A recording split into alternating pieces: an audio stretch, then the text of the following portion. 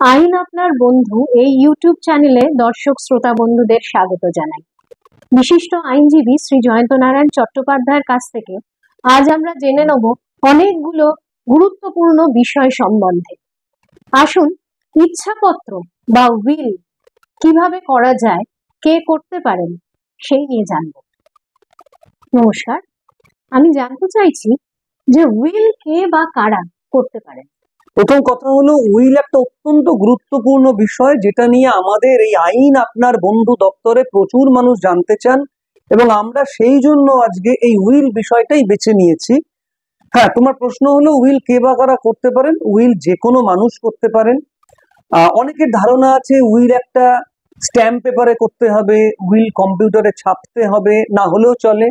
Will stamp পেপারে করার দরকার নেই। মনে রাখুন, উইল সাদা কাগজে করতে পারেন, হাতের লেখায় লিখতে পারেন উইল। এবং আমি আমাদের দর্শক শ্রোতা বন্ধুদের বলতে চাইবো যে উইলের কনসেপ্টটা এলো কোথা থেকে।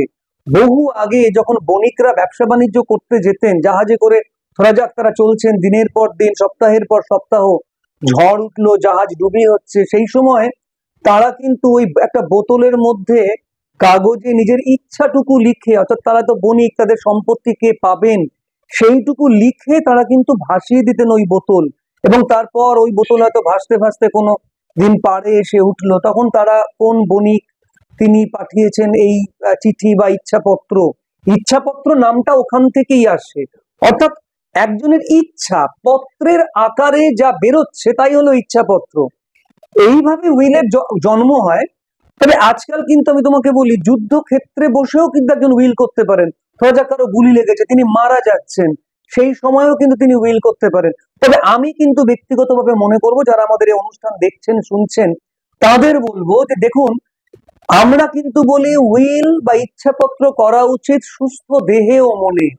কখনো যেন এ কথা না ওঠে যে যিনি উইল কর্তা বা উইল কর্ত্রী তিনি হাসপাতালের বেডে শুয়ে উইল করেছেন, কাজেই এই উইলটাকে আমরা মানছি না, কারণ তাকে দিয়ে জোর করে করানো হয়েছে।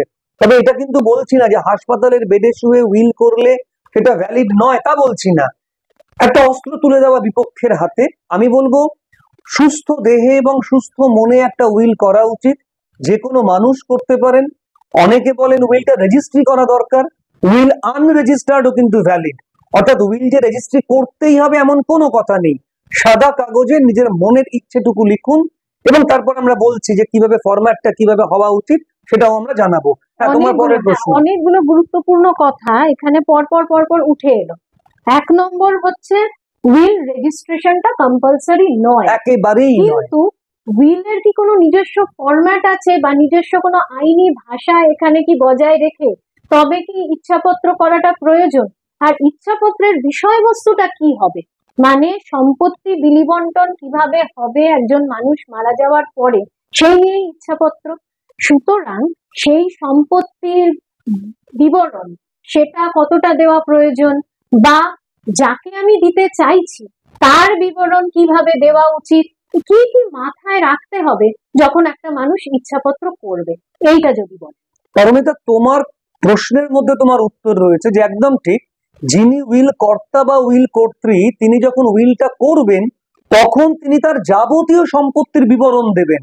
কোনো আবছা বা ধোঁয়াশা তিনি রাখবেন না। মনে রাখবেন, এটা নিয়ে কিন্তু মামলা হবে, মানে মামলা হতে পারে। আপনারা জানেন নিশ্চয়ই, এতদিনে জেনে গেছেন সবাই, আপনারা সচেতন মানুষ, যে উইল কর্তা বা কর্ত্রীর পর মৃত্যুর পর উইলটা কিন্তু প্রোবেটের জন্য নিয়ে যেতে হয়, অর্থাৎ আদালতে আসতে হয়। সেখানে সম্ভাব্য অন্য উত্তরাধিকারী বা উত্তরাধিকারিণীদের কিন্তু নোটিশ পাঠাতে হয়, অর্থাৎ সেই নোটিশ পেয়ে তারা আদালতে আসবেন। কাজে আমরা এমন কিছু করব না বা এমন কোনো অস্ত্র বিপক্ষের হাতে তুলে দেবো না যাতে করে পরে আমাদের অসুবিধা হয়। সেই জন্য তুমি যেমন বললে যে বিশদ বিবরণ দিতে হবে কিন্তু উইলে, অর্থাৎ কোন ব্যাংকে কত টাকা আছে, কোথায় শেয়ার আছে, কোথায় জমি আছে, টাকা পয়সা কি আছে, গয়নাগাটি কি আছে, বিশদ রাখা ভালো। এবং কাকে আপনি কিভাবে দিচ্ছেন সেটাও কিন্তু বর্ণনা রাখুন। কাকে, তুমি এটাও প্রশ্ন করলে যে আমরা যাকে দেব তারও বিশদ বর্ণনা দেওয়া প্রয়োজন কিনা। উত্তর হলো হ্যাঁ, প্রয়োজন। যদি আপনি জানেন তাহলে আপনি অবশ্যই দিন। হ্যাঁ, একেবারে হাসপাতালে মৃত্যুকালে কেউ একটা উইল করছেন, তার পক্ষে হয়তো সম্ভব হয় না, কিন্তু আমি বলবো সুস্থ দেহে এবং সুস্থ মনে উইল করা প্রয়োজন। এবং যাকে আপনি দিচ্ছেন তার বর্ণনাটুকুও রাখুন, কেন দিচ্ছেন, সেটাও কিন্তু লেখা প্রয়োজন। ধরা যাক 4 ছেলে মেয়ে, কেউ হয়তো মা বাবাকে দেখছেন, কেউ হয়তো দেখছেন না, যিনি দেখছেন তাকে দেওয়া হচ্ছে। অর্থাৎ উইলে আপনি যে দিচ্ছেন সম্পত্তিটা, তার কারণটুকুও কিন্তু দিতে হবে, যে আমি এই কারণে দিচ্ছি, বা একে কম দিচ্ছি, ওকে বেশি দিচ্ছি। অর্থাৎ বিশদ বর্ণনা কিন্তু থাকা প্রয়োজন। তাহলে পরবর্তীকালে অনেক সুবিধে হবে অনেক সুবিধা যদি হবে। বিলটা কোনো কারণে চ্যালেঞ্জ হয়ে যায় পরবর্তীকালে। এখানে আরো একটা গুরুত্বপূর্ণ কথা, সেটা হচ্ছে একজন মানুষ বেঁচে থাকাকালীন কখনোই তার ইচ্ছাপত্রটার কোনো রকম কোনো প্রয়োজনীয়তা বা দাম নেই। তিনি মারা গেলে পরে তবেই বিলটা তখন গ্রহণযোগ্যতা আসবে এবং বিলটা কার্যকরী হবে। এখানে আপনি বললেন প্রবেটের কথা। প্রবেট শব্দটার মানে কি, বা সাধারণ মানুষ এটা কিভাবে বুঝবে? প্রথম কথা হলো পারমিতা, এখানেও তুমি প্রশ্ন করে নিজেই উত্তর দিয়ে দিলে, যে মনে রাখতে হবে যে একজন সাধারণ মানুষ তিনি উইল করছেন, আলাদা করে কোনো ভাষার বাহুল্যের প্রয়োজন নেই। অনেকে আমাদের বলেন যে উকিলই কি শুধু একটা উইল বানাবে, আমি কি তাহলে উইল বানাবার জন্য উকিল বাবুর কাছেই যাব, তিনি তার আইনি মারপ্যাচ ভাষা দিয়ে উইল করবেন? আমি উত্তর দেবো যে হলে ভালো, না হলেও ক্ষতি নেই। একজন মানুষ তিনি তার নিজস্ব ভাষায় নিজস্ব বয়ানে কিন্তু কাকে দিচ্ছেন, অর্থাৎ তার ইচ্ছাটুকু ওখানে ব্যক্ত করবেন। তুমি যেটা বললে, হ্যাঁ, যে প্রবেট নিতে যেতে হবে আদালতে। প্রবেট হলো এমন একটা বিষয়, প্রবেট হলো একটা মামলা। মনে রাখুন, উইল আমি বলেছি unregistered will valid, will registry করতেই হবে এমন কোনো কথা নেই, কিন্তু রেজিস্ট্রি করুন আর না করুন, আপনাকে কিন্তু মানে উইল কর্তা বা উইল কর্ত্রীর মৃত্যুর পরে ওই উইলটা নিয়ে আদালতে যেতে হবে, এবং উইলে একজন এক্সিকিউটর থাকেন। নামেই বুঝতে পারছেন, এক্সিকিউটর মানে উইলটা যিনি এক্সিকিউট করবেন, যিনি ওই উইলটা নিয়ে আদালতে যাবেন এবং একটি মামলা দায়ের করবেন। উইল, এটা আপনারা হয়তো শুনলে হাসবেন, যে উইল করতে হয়তো খরচ বেশি হয় না, কিন্তু উইল কর্তা বা উইল কর্ত্রীর মৃত্যুর পরে প্রবেটে গিয়ে কিন্তু একটা কোর্ট ফিজের বা স্ট্যাম্প ডিউটির কথা ওঠে, সেটা দিতে হয়। সম্ভাব্য উত্তরাধিকারিণীদের নোটিশ দিতে হয়, এবং তারপর তারা আদালতে আসেন। আদালতে নির্দিষ্ট দিনে নির্দিষ্ট সময়ে নির্দিষ্ট আদালতে এসে তারা যদি বলেন যে এই উইল অমুকের পক্ষে দেওয়া হলে, বা ইচ্ছাপত্রটা অমুকের পক্ষে এক্সিকিউট করা হলে বা দিয়ে দেওয়া হলে আমার কোনো আপত্তি নেই, তাহলে কিন্তু উইলটা প্রবেট হয়ে গেল, উইলটা গ্রাহ্য হলো, কোর্ট গ্রান্ট করবে। তুমি আমাকে আরেকটা কথা বলেছিলে যে উইলের কোনো নির্দিষ্ট ফরম্যাট আছে কিনা। দেখো, উইলের কোনো নির্দিষ্ট ফরম্যাট নেই।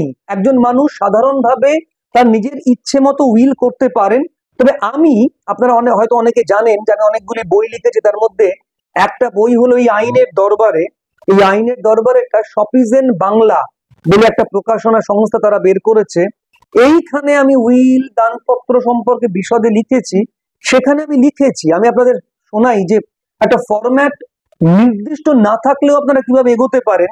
প্রথমে আপনার অর্থাৎ উইল কর্তা বা উইল কর্ত্রীর নাম, ঠিকানা, বয়স, জাতি, ধর্ম, পেশা, এই ব্যাপারগুলো লিখুন। তারপরে আপনি কাকে দিতে চান তার সঠিক বিবরণ আপনি দিন। কেন অন্য সবাইকে না দিয়ে আপনার প্রিয় পাত্রকে দিচ্ছেন, বা আপনি কেন কাউকে দিচ্ছেন না, সেটা আপনি লিখুন। 4 নম্বরে থাকবে যে সম্পত্তিটা আপনি দিচ্ছেন তার বিশদ বর্ণনাটা দিন। একেবারে বিশদ বর্ণনা থাকা প্রয়োজন। এই উইলের বলে আপনাকে বলতে হবে যে এই উইলের বলে আপনি যাকে দিচ্ছেন তাকে বংশ পরম্পরায় বা ওয়ারিশানগণ ক্রমে দান, বিক্রি, ভোগ দখল ইত্যাদি যাবতীয় সত্ত্বও দিয়ে যাচ্ছেন। অন্য কোনো ওয়ারিশানগণ কোনোভাবেই দাবি বা ওজরাপত্তি করতে পারবেন, এটা কিন্তু আপনাকে লিখতে হবে। এর আগে এটাও মনে রাখবেন আপনারা, যে এর আগে যদি কোনো উইল আপনারা করে থাকেন, তা কিন্তু এই শেষ উইলটাই গ্রাহ্য হবে, আগের উইল কিন্তু গ্রাহ্য হবে না। অর্থাৎ এরকম একটা ডিক্লারেশন দিতে হয় যে আমি এর আগে কোনো উইল করিনি, যদি করেও থাকি তাহলে আগের উইলটা গ্রাহ্য হবে না, আমার এই উইল বা বাতিল বলে গণ্য হবে, এবং আমার এই বর্তমান উইলটাই কিন্তু গ্রাহ্য হবে। আর উইল আপনার মৃত্যুর পরে যেহেতু কার্যকরী হবে, সেই জন্য উইলের একজন এক্সিকিউটর অবশ্যই রাখতে হবে। আর একটা অত্যন্ত গুরুত্বপূর্ণ কথা, যেটা নিয়ে আমি বারবার মানে শুরু থেকেই বলে যাচ্ছি, যে আপনি যে স্বেচ্ছায় সুস্থ দেহে সুস্থ মনে অন্যের বিনা অনুরোধে ও প্ররোচনায় এই উইলটা করলেন, সেটা কিন্তু আপনাকে বলতে হবে। অর্থাৎ এই কথা কেন বললাম তোমায় বলি, যে অনেক সময় কিন্তু কথা ওঠে, যে ধরা যাক আমি উদাহরণ দিয়ে বলি, 4 ছেলে মেয়ে বা 3 ছেলে মেয়ে, একজন ছেলে বা মেয়ের কাছে মা কিংবা বাবা থাকছেন, একেবারে শেষ সময়ে বাবা একটি উইল করলেন বা মা একটি উইল করলেন, অন্য ভাই বোনেরা অনেক সময় এসে বলেন যে শেষ সময় তো বাবা ছিল ভাইয়ের কাছে বা দিদির কাছে বা দাদার কাছে বা বোনের কাছে, তারা জোর করে উইলটা করিয়ে নিয়েছে। সেই জন্য আপনাকে এই ডিক্লারেশন অবশ্যই দিতে হবে যে আপনি স্বেচ্ছায় সুস্থ দেহে ও মনে অন্যের বিনা অনুরোধে ও প্ররোচনায় এই উইলটা করলেন। তারিখ আপনাকে অবশ্যই দিতে হবে, কারণ উইলে তারিখ অত্যন্ত দেওয়াটা একটা খুব গুরুত্বপূর্ণ। তুমি আর একটা কথা আমায় জিজ্ঞাসা করেছিলে, সাক্ষীদের কথাটা। সাক্ষী তো আপনাকে রাখতেই হবে, কমসে কম দুজন সাক্ষী। তারা শর্ট সিগনেচার করবেন না, পুরো নাম লিখবেন, ঠিকানা লিখবেন। এবং উইল আমি পরামর্শ দেব যে যিনি উইল কর্তা বা উইল কর্ত্রী, সাক্ষীরা যেন তুলনায় তার চাইতে কম বয়সী হয়।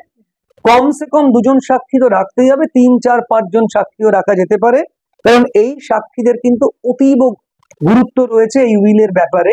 যদি মামলা মোকদ্দমা হয় তাহলে কিন্তু এনাদের সাক্ষী দিতে আসতে হতে পারে। এমনকি যখন প্রবেটের জন্য অ্যাপ্লিকেশন করা হবে তখন একজন সাক্ষীকে এসে উইলটা প্রমাণ করতে হবে যে হ্যাঁ আমার সামনে ইনি সইটা করেছিলেন এবং সেই সই আমি নিজের চোখে দেখেছি আর এটা এনারই সই বলে একটা ডিক্লারেশন সেই সাক্ষীদের মধ্যে একজনকে অবশ্যই এসে দিতে হবে, নইলে বিলটা প্রমাণ করা খুবই মুশকিল কাজ। মোটামুটি আমরা একটা সহজ ভাষায় এভাবে আপনারা উইল করতে পারেন, এটাই বললাম।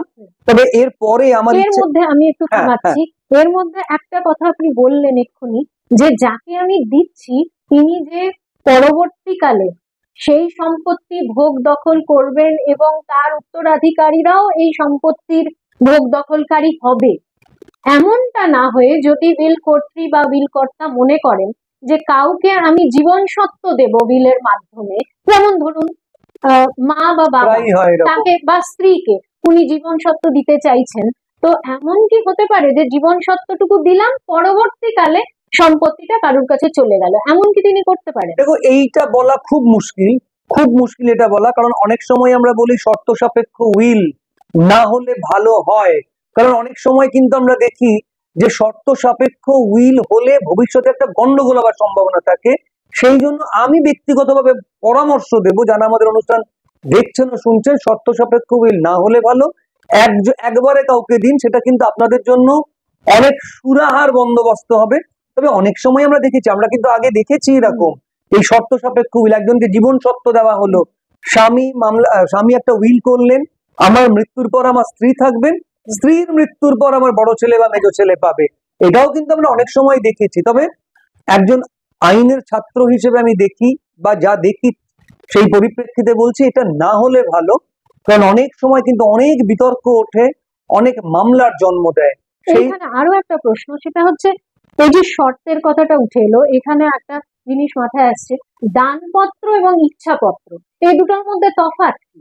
দানপত্র খুব ইন্টারেস্টিং, তবে আমার ইচ্ছা আছে পারমিতা দানপত্র নিয়ে আলাদা একটা বড় করে করব, এবং আপনারা আমাদের সঙ্গে থাকবেন, আমাদের এই দানপত্র নিয়ে অনুষ্ঠানটিও দেখবেন। তবে তুমি যখন বললে, তোমাকে ছোট করে বলি যে দানপত্র দুটো বেসিক ডিফারেন্স আমি আগে বলি। দানপত্র কিন্তু রেজিস্ট্রেশন কম্পালসারি, যেটা উইলে নয়। উইলে রেজিস্ট্রি কম্পালসারি নয়, উইল আনরেজিস্টার্ডও কিন্তু চলবে। নাম্বার 2, দানপত্রটা কিন্তু সঙ্গে সঙ্গে কার্যকরী। ধরা যাক আপনার বাবা আপনাকে দানপত্র করে দিলেন, যেই মুহূর্তে দানপত্রটা রেজিস্ট্রি হলো সেই মুহূর্তে কিন্তু সম্পত্তিটা আপনি পেয়ে গেলেন, হস্তান্তর হয়ে গেল, সত্যটা ট্রান্সফার হয়ে গেল, যেটা উইলে হলো না। উইলে কিন্তু উইল কর্তা বা উইল কর্ত্রীর মৃত্যুর পরে প্রবেট নেবার পরে ওই উইল কার্যকর হবে। আমাদের কাছে অনেকে আসেন পারমিতা, ধরা যাক 10 বছর আগে কেউ উইল করে দিয়েছেন, বাবা মারা গেছেন 10 বছর আগে বা 9 বছর আগে বা 8 বছর আগে, তিনি জানতেন না উইলটার প্রবেট নিতে হবে, তিনি আলমারিতে রেখে দিয়েছেন। উইল প্রবেট না নিলে একটা উইল সাদা কাগজের সমকক্ষ, আর কিচ্ছু নয়। আমি বলি ঠিক যেভাবে আমরা দেখি দুর্গাপুজোর সময় ঠাকুরের প্রাণ দান হয়, ঠিক সেই রকম উইলও কিন্তু প্রবেট নেবার পর জেগে ওঠে বা তার মধ্যে প্রাণ দান হয়। প্রবেট না নিলে একটা উইল একটা ছেঁড়া কাগজ শুধুমাত্র, কিন্তু যেটা দানপত্রের ক্ষেত্রে নয়। দানপত্রটা রেজিস্ট্রি হওয়া মাত্র, স্বাক্ষর হয়ে যাওয়া মাত্র এবং দানপত্রটা গ্রহণ করতে মানে দানটা গ্রহণ করতে হয়, যাকে দান করা হচ্ছে তিনি গ্রহণ করবেন, এবং দানটা গ্রহণ করার পরে তবে কিন্তু ওই দানপত্রটা কার্যকরী হলো। অর্থাৎ এটুকু মনে রাখুন, দানপত্র সঙ্গে সঙ্গে কার্যকরী হচ্ছে, উইল হচ্ছে না, দানপত্র রেজিস্ট্রি করতে হবে, উইল রেজিস্ট্রি না হলেও চলে, দানপত্র তবে সাক্ষী দু জায়গাতেই লাগবে, দুটোতেই লাগে। তো সাক্ষী দুটোতেই লাগবে। দানেও অনেককে দেওয়া যায়, উইলেও অনেককে দেওয়া যায়। উইল প্রবেট নেওয়া জরুরি, প্রবেট ছাড়া চলবে না। উইলে কিন্তু একটা মামলার জন্ম হতে পারে। যেমন ধরুন আমি বলছিলাম একটু আগেও যে একাধিক ভাই বোন থাকলে তারা কিন্তু আদালতে এসে অভিযোগ জানাতে পারেন, এটা আমার বাবার সই নয়, বা বাবা যখন মারা যান, যখন এটা যে তারিখে উইলটা করলেন সেই সময় বাবা অসুস্থ ছিলেন, বাবাকে দিয়ে জোর করে করানো হয়েছে। দানে সেটা সে সুযোগ কম থাকে। আরেকটা কথা বলি, অনেক সিনিয়র সিটিজেনরা আমাদের এই অনুষ্ঠান দেখেন আমি জানি, যদি দানের ক্ষেত্রে কিন্তু আগে হতো কি, দান একবার করে দিলে সেটা ফেরত নেওয়া খুব মুশকিলের হতো। আজকাল বিশেষ একটি আইন আসবার পরে, সেটি হলো maintenance and welfare of parents and senior citizens act. এই আইনটি আসবার পরে এই আইনে পরিষ্কার বলে দিয়েছে যে একবার দান করে দিলেন বাবা মা, তারপর বাবা মাকে তাড়িয়ে দেওয়া হচ্ছে, তাহলে কিন্তু দান ফিরিয়ে নেওয়া যাবে। আজকাল কিন্তু অনেক সময় আমরা দেখি দানপত্র হয়ে যাওয়ার পরেও দান ফিরিয়ে নিচ্ছেন অনেকে, কারণ আমরা অভিযোগ উঠছে যে বাবা মা ছেলে মেয়েদের দান করে দেবার পরেই বাবা মাকে তারা তাড়িয়ে দিচ্ছে, এরকম অভিযোগ উঠছে। আমি কিন্তু তারপর তাদের পথে পথে ঘুরতে তারপর তাদের হচ্ছে, পথে পথে ঘুরতে সম্পত্তি হচ্ছে। নেই, মাথার ছাদ নেই, পায়ের তলার মাটি সরে গেছে। আমরা এই নিয়ে বিশদে অনেক বড় একটা প্রোগ্রাম করব, নিশ্চয়ই দর্শক বন্ধুদের জানাই। এবং দানপত্র নিয়ে আপনাদের যদি কোনো প্রশ্ন থাকে বা ইচ্ছাপত্র নিয়েও আজ আমরা যে আলোচনা করলাম, এই নিয়ে যদি আপনাদের মনে প্রশ্ন থাকে বা যা যা আপনাদের জিজ্ঞাসা, আপনারা এখানে আমাদের অবশ্যই লিখে পাঠান। তাহলে আমরা পরবর্তী অনুষ্ঠানে চেষ্টা করব আপনাদের ওই সেই প্রশ্নগুলো বেছে বেছে নিয়ে আমরা সেটা থেকে শর্টলিস্ট করে আপনাদের প্রশ্নের উত্তর দেওয়ার চেষ্টা করব। পারমিতা, আমি শেষ করবার আগে আমি আমার বইটা আরেকবার দেখাবো। এই বইটা কিন্তু সাধারণ মানুষ খুব পছন্দ করছেন এবং এখানে আইন সম্পর্কিত খুঁটিনাটি বিশদ প্রশ্নের উত্তর রয়েছে, যা আমাদের রোজকার জীবনে লাগতে পারে। আপনারা কিন্তু বইটা পড়তে পারেন। এই যে উইল দানপত্র নিয়ে বললাম, সেই সংক্রান্ত প্রশ্ন কিন্তু এখানেও রয়েছে, যেটা আমাদের খুবই উপকারে লাগবে এবং সাধারণ মানুষ অনেক উপকৃত হচ্ছেন এই থেকে। তারা বেশি সচেতন হচ্ছে। আইন সম্বন্ধে আমাদের সকলেরই সজাগ এবং সচেতন হওয়া উচিত। সেই জন্যই আমাদের এই অনুষ্ঠান। অবশ্যই দর্শক বন্ধুরা এই অনুষ্ঠান আপনারা লাইক শেয়ার করছেন, দেখতে থাকুন এবং লাইক করুন, শেয়ার করুন, সাবস্ক্রাইব করুন। এই থাকবে আমাদের অনুরোধ। এবং আপনাদের প্রশ্ন অবশ্যই আমাদের লিখে জানান। আর ভুলবেন না, কেমন লাগছে আমাদের এই অনুষ্ঠান সেটাও অবশ্যই আমাদের জানাতে ভুলবেন না। নমস্কার, ধন্যবাদ।